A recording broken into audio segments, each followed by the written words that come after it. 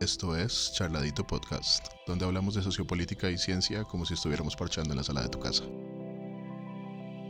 Recuerda que subimos capítulos todos los miércoles y todos los viernes, y que nos puedes seguir en Instagram como @charladitop si te gusta el capítulo de hoy.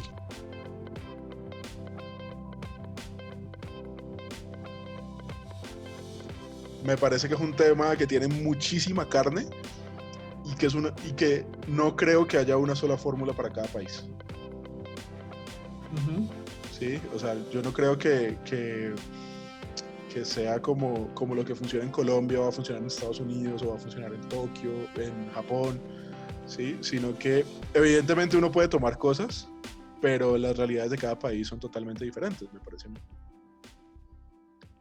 Sí, claro, pues finalmente las cuestiones de la definición de una renta básica universal dependen de cosas como el tipo de empleos que son predominantes en las industrias de un país, ¿ya?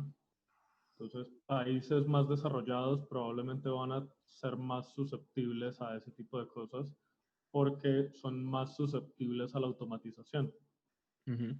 Entonces, digamos que las propuestas principales con respecto a las cuestiones de la renta básica universal implican la carga tributaria a la automatización, porque la automatización elimina puestos de trabajo, y la carga tributaria a las empresas de tecnología que utilizan los datos de las personas. Por ejemplo, si la gente nunca se ha sorprendido por el hecho de que Facebook sea gratis, o Instagram sea gratis, o YouTube sea gratis, tengan en cuenta que es que uno es la mercancía en estas redes sociales, ¿ya? Existen dos modelos para este tipo de plataformas. Uno de los modelos es el de Netflix. Yo pago una suscripción y tengo acceso a unos servicios. Y el otro es el de YouTube. Yo no pago nada y esencialmente lo que están haciendo es negociar No, de hecho YouTube con mi funciona. información. De hecho, YouTube funciona más premium, más como un sistema freemium, más parecido a Spotify. Sí deben coger información tuya, pues porque es Google, pero el ejemplo más claro es Facebook. ¿Sí? Sí, digamos que el ejemplo más claro es Facebook. Lo que pasa es que YouTube recibe mucho dinero del tratamiento de la información. Y lo que ellos utilizan también reciben como fuente de ingreso lo que utilizan en publicidad. Pero ese dinero también se lo redireccionan a los canales que están generando contenidos. Para explicarle un poco al primo, que tal vez debe estar un poco perdido con esto de la venta de información, no es que ellos cogen pues una lista, un Excel y se lo venden a una empresa, ¿sí? Sino que esta información que ellos obtienen es la información con la que ellos venden la publicidad, ¿sí? Entonces ellos llegan, entonces YouTube llega y dice, o yo como empresa, por ejemplo, yo quiero vender zapatillas para hombres que les gusta ir al gimnasio entre los 16 y los 35 años, ¿cierto? Esa es la segmentación más básica que uno puede hacer. Pero entonces entonces yo mando esto, entonces YouTube me va a empezar a decir, mire, es que los hombres de que van al gimnasio, de sus características que usted está buscando, les gusta escuchar a Maluma, ¿sí? O es que les gusta ver videos de viajes, ¿sí? Entonces, toda esa información que ellos van obteniendo es la que te venden a vos, ¿sí? Te dicen a vos, mire, usted ahorita sabe que su gente escucha a Maluma, entonces yo puedo ir y contratar a Maluma si voy a hacer un comercial. ¿Sí me entendés? O sea, te están dando, como eso se llama los insights para que vos hagas la mercadotecnia. Sí. Así es que se vende la información. Sino que yo a veces siento que la gente como que cree que es que ellos sacan... Lo que pasa es que cuando dicen que se vende la información, uno no piensa en eso. Exacto. Uno piensa es en datos muy específicos. ¿Eso no es cierto? No, realmente porque ellos dicen que tus datos son anónimos y efectivamente tus datos, digamos que una persona no puede entrar y mirar qué es lo que le gusta a César Zapata o a Juan Montoya o al primo. O sea, la empresa no se va a dar cuenta de que se trata de Jorge Saavedra Ordóñez, que vive en tal barrio, tal dirección. Exacto, no. Pero resulta que Jorge Saavedra Ordóñez, Juan y César, suponiendo que todos viviéramos en el mismo lugar, tienen características similares, tienen más o menos la misma edad, les gustan más o menos las mismas cosas, ¿sí? Entonces, vamos a Som- cuan- Somos personajes fácilmente segmentables. somos personajes fácilmente segmentables. Entonces, vos cuando estás creando un anuncio para Facebook o para Instagram o para cualquier red social, eh, vos empezás a segmentar y empezás a buscar gente que le guste escuchar podcast. Y eso ya es una segmentación. Y toda esa es la información que nosotros le damos. O sea, cada que nosotros le damos like a una página, like a un video, cada que vemos un video, según el tiempo, si vos ves los primeros segundos o si lo ves todo, entonces eso representa un interés diferente. Y por eso es que esas cosas se pueden recomendar. Por eso es que cuando vos estás hablando de algo, estás pensando en algo y te metes y te sale publicidad relacionada, o sea, como que si vos estás pensando en meterte al gimnasio y te metes y te salen publicidades de gimnasio, lo más probable es que ya hayan triangulado toda esa información tuya, ¿sí? Para decir, este man le puede interesar ir al gimnasio. Y justamente ese tipo de industrias son generadores de una gran cantidad de dinero que no necesariamente está siendo tributado de manera adecuada. Por ejemplo, es famoso el asunto de que Amazon desde 2018 paga $0 en impuestos federales en Estados Unidos.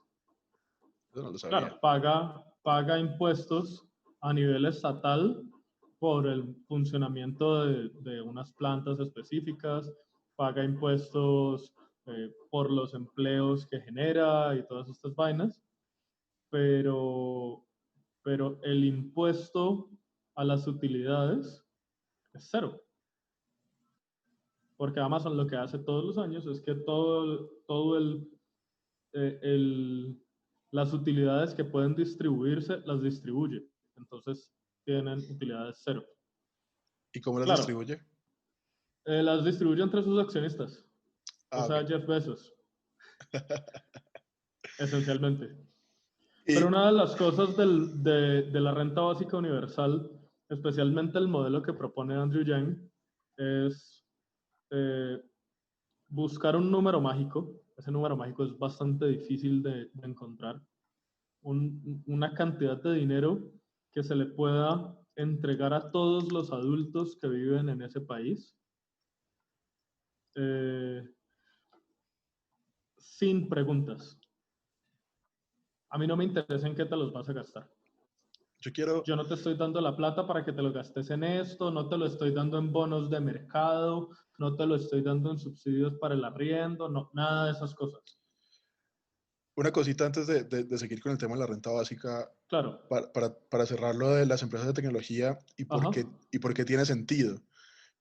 Por ejemplo, en un país como Colombia, en Estados Unidos, digamos, es otro cuento, pero en un país como Colombia, por ejemplo, toda la plata que yo le estoy pagando a Facebook se va para exactamente. Facebook, ¿sí? Entonces, el Estado, por ende nosotros, en teoría, no estamos ganando ningún dinero alrededor de eso. Pasa con Uber, pasa con Cabify, pasa con bueno, con Uber no, porque Uber Exactamente. le paga a sus conductores, pero con Facebook, con Instagram, todo ese dinero que las empresas colombianas están invirtiendo en publicidad en estas plataformas, que es mucho billete, Sí, sí, sí. se está yendo a las arcas de esta gente allá en Estados Unidos. Es dinero que Colombia no está viendo un carajo. Entonces, por eso tiene sentido decirle, hey, venga, espérese, usted está sacando plata del país No, y no es solo eso, y está usando la información es de la por gente del cada país. búsqueda de Facebook, es por cada búsqueda de Google, es por cada publicación en Instagram. Todas estas cosas generan ingresos, ¿no? A las empresas les generan ingresos y a las empresas de tecnología les generan ingresos. Entonces tiene aún más sentido que nosotros podamos generar un tributo a partir de ese tipo de industrias, ¿ya? Porque de lo contrario lo que estás haciendo es permitiéndole a una empresa entrar al país, obtener todos sus recursos y llevárselos. Y chao. Exacto. Pero bueno, contanos cómo es la mecánica de Andrew Yang. Bueno, mira, la propuesta de Yang básicamente es todas las personas adultas van a recibir un salario solamente por el hecho de ser ciudadanos. Y eso pues es supremamente interesante porque efectivamente hay trabajos que van a desaparecer y que pues que no se puede hacer nada al respecto. O sea, hay trabajos que se van a automatizar, no se van a volver a generar y las personas no están en condiciones para capacitarse para otro tipo de trabajo. De hecho, durante un tiempo hubo un hashtag en Twitter que fue tendencia y que Twitter lo eliminó, que era el hashtag Learn to Code. Esencialmente lo que ocurrió es que los canales, los medios de comunicación tradicional empezaron a promover que las personas que trabajaban en las industrias del carbón, que trabajaban como transportadores y todas estas cosas que se podían, que estaban en riesgo de automatizarse o que simplemente la industria iba a desaparecer porque otras industrias la van a reemplazar, le decían, pues aprenda a echar código y empiece a programar. Y cuando vos le decís a una persona que vive en un sector rural, que tiene 50 años, venga, aprenda a programar y dedíquese a programar, pues le estás, o sea, Estás metiendo la madre, marica. es un insulto. Sí, claro. Pero No, entonces resulta que al tiempo empezaron a echar periodistas. entonces les dijeron, póngase a programar. Claro, entonces empezaron a echar periodistas porque entre las empresas, entre algunas empresas de periodismo están empezando a utilizar inteligencia artificial para la construcción de artículos. Entonces, la automatización del periodismo para la producción de artículos de manera no solo masiva, sino increíblemente rápida, pues dejó a mucha gente sin trabajo. ¿Y qué les dijeron? Learn to Van a code. programar. Sí, no, yo por ejemplo, pues que trabajo en eso, soy uno de los que dice que todos deberíamos aprender a programar, pero pues uno tiene que ser consciente de que no Una todo máquina sí tiene lo necesario para sustituir un buen periodista. no, obviamente no, pero Pero la obviamente mayoría no. no son buenos. Claro, No, exacto, pero si independientemente van, de eso, sí, independientemente de eso, pero pensemos en Claro, el punto, la construcción de un artículo. claro, pero es que pero el punto primo, es es ese. que, Vos podés utilizar inteligencia artificial para construir artículos básicos. Ah, ya. Y la exacto, o sea, mayoría de periodistas están construyendo artículos básicos. Vale, ahora sí. ¿Ya? porque dada la explotación No de he dicho redes nada. sociales, dada la explotación de redes sociales, lo que se necesita es que las noticias salgan así. Vale. ¿Sí? Entonces, que el artículo de el presidente Juan Manuel Santos está celebrando su cumpleaños 50 o su Sí, cumpleaños el 65. asunto entonces, según eso, se industrializó como se industrializó la academia en la universidad. Cómo se industrializa todo. Como todo se está Desgraciadamente, sí. industrializando. O sea, Y entonces, eventualmente, las personas podrán migrar a trabajos o bien que estén del otro lado, que sean programadores, desarrolladores, etcétera, o a trabajos que no puedan industrializarse por completo, ¿ya? Y no está mal, no está mal. Es simplemente el hecho de lidiar con que hay trabajos que van a desaparecer. Siempre hay trabajos que desaparecen en la medida en que la tecnología va cogiendo ventaja, ¿ya? Eso es inevitable y con el tiempo va a ser cada vez peor. Pero entonces, el chiste de lo que propone Yang es que no se hacen preguntas, no se hacen segmentaciones, ¿ya? Normalmente en países como Colombia uno dice, sí, vamos a dar una renta básica universal. Pero entonces empezamos, no, pero entonces solamente para las personas que no tienen empleo. Y entonces, ¿dónde está la base de datos de personas que no tienen empleo? No, solamente para las personas que viven en pobreza extrema. Ah, pero si yo no tengo empleo, pero no vivo en pobreza extrema, entonces, ¿qué pasa? Ah, no, entonces es solamente, y entonces empezás a cruzar un montón de cosas y en la burocracia de la segmentación se te va una cantidad impresionante de dinero y es una fuente de corrupción. Entonces, al final lo que propone Yang es, vamos a poner el dinero en las manos de las personas, vamos a poner X cantidad, en el caso de su propuesta son $1,000 mensuales por cada adulto, y en el caso de Colombia sería, no sé, 500,000 pesos mensuales por cada persona, por cada adulto, ¿ya? Pero eso viene con la eliminación de cierto tipo de subsidios, ¿ya? Subsidios que normalmente van segmentados y que lo que busca simplemente es pues, que esos subsidios no se pisen. Entonces ya no tenés Familias en Acción, ya no tenés Sisbén, ya no tenés un montón de cosas porque la gente, todos los adultos, tienen una cantidad de dinero que les va a permitir pagar una seguridad social, pagar unas pensiones, pagar X cantidad de cosas, cubrir unas necesidades básicas. Esencialmente lo que permite la renta básica universal es salir del cero, ¿ya?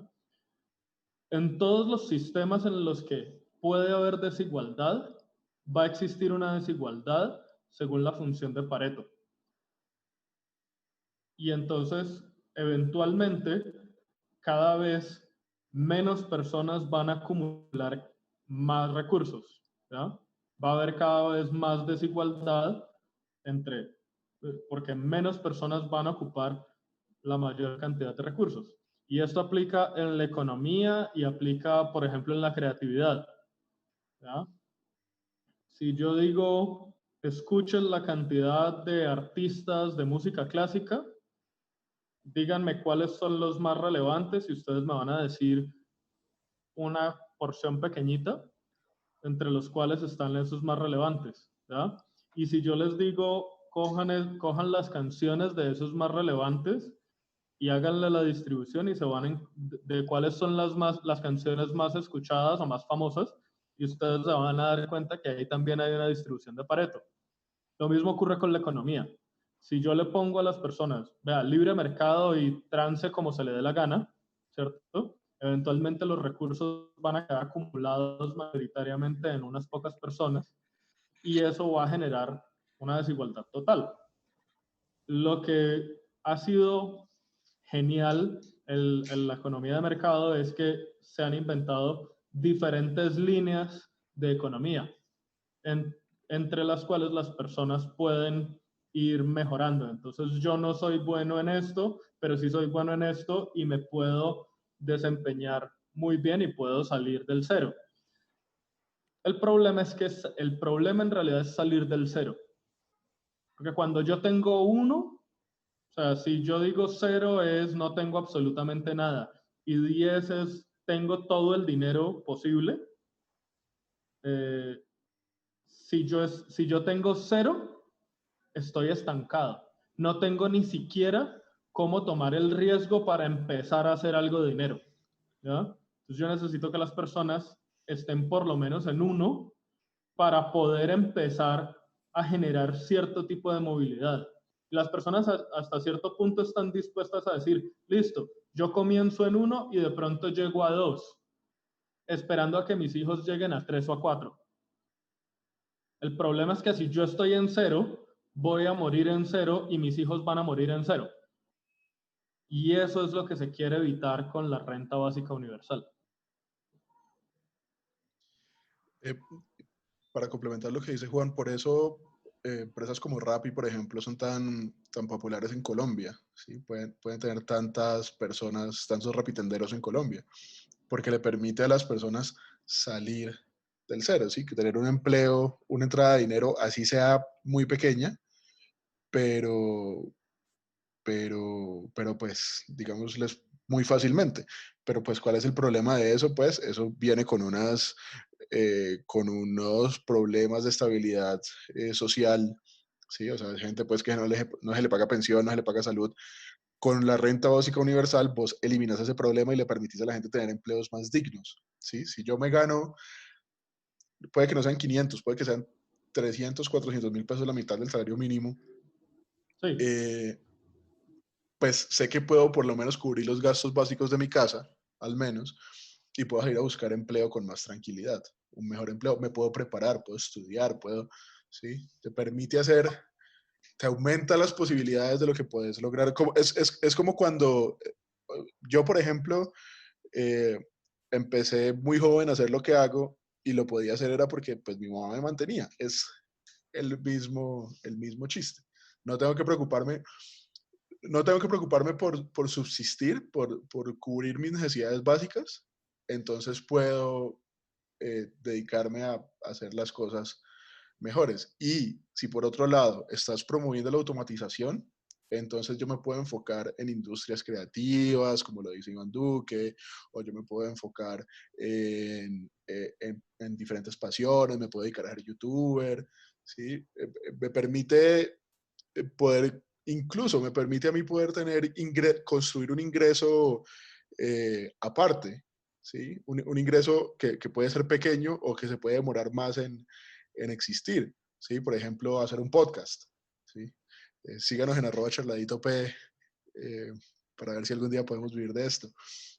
Pero sí, o sea, yo puedo iniciar un proyecto que me toma a mí un año o dos que despegue, ¿sí? Pero ya tengo unas necesidades básicas cubiertas, entonces, o sea, por ejemplo, los jóvenes pueden hacer ese tipo de cosas.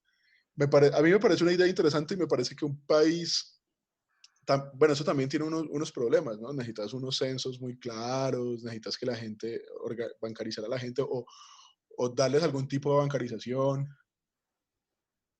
claro, Eh, la información que tenés tiene que estar totalmente depurada, no puedes tener cédulas falsas, te escuchamos, Sisben, no puedes tener personas recibiendo beneficios, personas que no existen recibiendo beneficios, no podemos tener personas que no existen votando, te escuchamos, registraduría. Eh, claro, vos tenés que tener unas fuentes de información que sean muy confiables, pero eventualmente te va a permitir tomar ciertos riesgos que en muchas ocasiones no estás en capacidad de tomar porque estás en cero o muy cerca a cero, estás preocupado por subsistir. Y eso es el gran riesgo que existe. El otro punto es que tenés que ser consciente de que hay unos incentivos sobre los cuales funciona el capitalismo. ¿Ya? Si la cantidad de dinero que te ponen en el bolsillo es demasiado grande, las personas van a estar con con un bajo incentivo para trabajar. ¿Ya? Y por el otro lado, pues si vos pones demasiado dinero en el mercado, vas a generar inflación. Entonces simplemente se van a aumentar los costos de vida en absolutamente todo y no vas a alcanzar a cubrir nada. ¿Ya? Entonces te van a decir, sí, el salario mínimo es este, pero al final no, el salario mínimo o la renta básica universal que te pongan no va a alcanzar para cubrir nada, porque los costos de vida se aumentaron muchísimo. Entonces hay que tener en cuenta el cómo se pueden balancear estas cosas a la hora de encontrar esa suerte de número mágico que nos propone Andrew Yang, eh, y que sea un número que nos permita cierta movilidad social, que si es un dato agregado, por ejemplo, familias, pues las familias podrían estar recibiendo 2, 3, 4 salarios de este tipo. Eh, y eventualmente eso puede garantizar una subsistencia en épocas de tanta vulnerabilidad como esta, por ejemplo. En épocas de vulnerabilidad como las de una pandemia, donde no puede salir la gente, pues hay cierto margen de maniobra. eh, dos cosas ahí. Una que le quiero preguntar a Juan y es, bueno, no se la quiero preguntar, la quiero como decir. Ajá. Y es, eh, en un país como Colombia, por ejemplo, eh, me parece a mí, se debería hacer un plan de pruebas, ¿sí? O sea, es muy difícil implementarlo en todo Colombia de un solo totazo, pero lo puedes ir implementando por ciudades medianas, por ejemplo, Armenia, Palmira, Bucaramanga, ¿sí? Puedes empezar a tratar de hacer ese tipo de cosas para empezar a estudiar cuáles son las necesidades de que esto funcione adecuadamente. Y lo digo porque ciudades como San Francisco, países como Estonia, que están altamente tecnificados y son altamente innovadores, usan esta técnica para testear su innovación, para probar su innovación. ¿Sí? Ellos no llegan y van al Congreso y tratan de sacar toda la ley de una, sino que dicen, vamos a crear un marco de funcionamiento, ¿sí? Como unas normas básicas para que esto funcione, ¿sí? Y lo vamos a probar en estos casos. Claro, Y eso nos puede... básicamente lo que se hace en estos casos es vos creas unos grupos de estudio y un grupo de control, ¿ya? Y lo testeas y les haces seguimiento, digamos, por 5 años. Y me dice el impacto que eso tiene en 5 años. Entonces vos decís, vamos a seleccionar 100 familias. Y de estas 100 familias, les vas con unas condiciones semejantes en la misma ciudad, etcétera, las vas a testear y las vas a repartir entre, no les vamos a dar nada, les vamos a dar un tercio de salario mínimo, medio salario mínimo o 2 tercios de salario mínimo, por ejemplo. Y quieres para encontrar cuál es el número que más te beneficia, ¿ya? Y vos podés hacer todos esos análisis a partir de cuáles son los montos que deberías utilizar y cuál es el impacto, por ejemplo, en 5 años que eso tiene para las familias. Puedes encontrarte con familias que mejoran su calidad de vida, que se van a vivir a otros lugares, que tienen la posibilidad de acceder a cierto tipo de educación, que pueden desarrollar emprendimientos, etcétera. Y todas esas cosas tienen que quedar consignadas para que después vos puedas decir, teniendo en cuenta lo que encontramos en este estudio, se tienen que tomar estas medidas en la política pública. Pero, yo creo que a eso le hace falta un pedazo, y es todo eso que hemos aprendido del desarrollo de empresas de tecnología, y es la rápida iteración alrededor de estas cosas, ¿sí? No solo el estudio de, vamos a sacar una muestra y vamos a encontrar vamos a encontrar los datos, sino Sí. encontramos estos datos, vamos a hacer esta prueba, funciona, no funciona, ¿sí me entiendes? Toca pivotar, ¿sí? Toca cambiar de dirección. ¿Por qué lo digo? Porque este asunto también va a necesitar una infraestructura tecnológica, si se quiere. Por ejemplo, yo pensaría, por ejemplo, en tener para que no pase lo que le pasa al Sisbén, de que habían cédulas falsas. Entonces, ¿cómo vamos a desarrollar todas estas cosas y qué herramientas tienen que Claro, desarrollarse? herramientas de verificación, pero esas herramientas de verificación, pues sí, las tiene que tener el Estado, pero sobre todo las tienen que tener las entidades bancarias, ¿ya? Claro, pero Herramientas entonces, de verificación de ese tipo, sí, es cierto. Lo que pasa es que lo que también quieres hacer es tener el estudio de largo aliento con unas variables que sean constantes, porque eso te va a permitir medir el impacto real de, de este tipo de medidas, ¿ya? Ya hay muchos estudios que se han hecho con respecto a eso. Hay personas, por ejemplo, a las que les dicen, te entregamos dinero o te damos un subsidio para que puedas vivir en cierto lugar y dependiendo de cómo se diseña el estudio, te generan unos resultados, ¿ya? Entonces, en sí, algunos claro, pero contextos ha sido más benéfico permitirle a la persona vivir en un mejor barrio, en otros contextos ha sido mejor entregarle a la persona el dinero, dependiendo de cuáles son las condiciones iniciales. obviamente, pero pues sabes que yo siempre me voy a decantar por vamos a probar a ver qué pasa.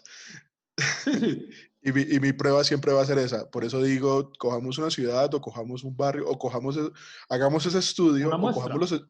sí, cojamos una muestra y empezamos a probar qué es lo que hay que hacer para que esta mierda funcione. Porque puede que la gente no se quiera bancarizar con Bancolombia, la gente se quiera bancarizar con aplicaciones, puede que la gente, Claro, es cierto. Y lo puede que que, ninguna de las dos cosas pero entonces funcione.